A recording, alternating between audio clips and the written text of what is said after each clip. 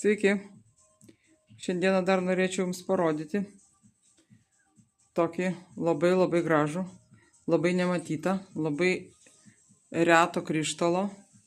Ir čia yra porceliano gėlytės šviestuvą. Pažiūrėkit, kokio grožio šviestuvas.